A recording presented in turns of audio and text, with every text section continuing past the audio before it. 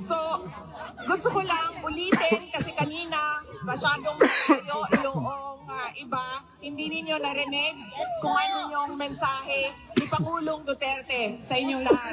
Yes! Sabi po niya, dahil sinabi ko, madami ang nasaktan. Yes! Madami ang umiiyak. Yes! Madami ang galit. Correct! At sinabi ko, mahalaga, madami ang nag-absent. Yes!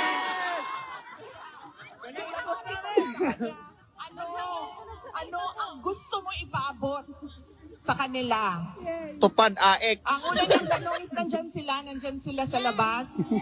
Sabi ko, oo, nandyan sila sa labas. Sabi niya, hindi ko man lang sila Yes! usap at makamusta. Sabi ko, Oh!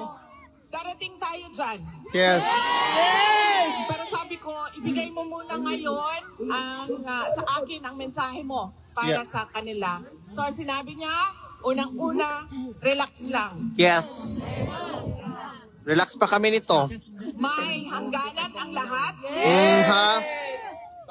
There is a day of reckoning. Yes!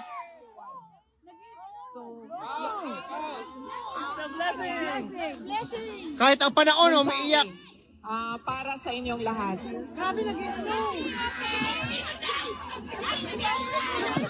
Presidente!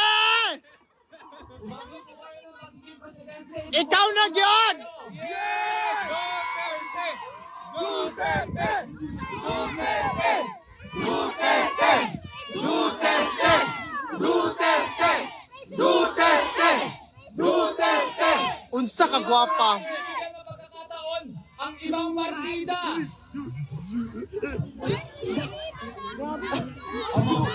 Kadyo lang ngayon. Nalimot ako sa isang tema. Sandali lang daw. Na-distract kasi siya sa kandahan niya. Tanong ko din siya.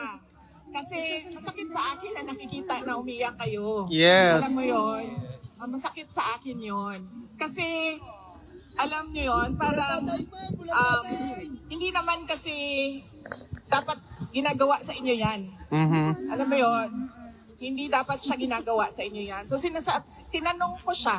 Sabi ko, ano ba ang mensahe mo sa mga umiiyak? Kasi nasasaktan ako kapag nakikita ko na umiiyak sila. Tapos sabi niya, di umiyak ka din. Bitaw, nga hindi mo ka mo hilak.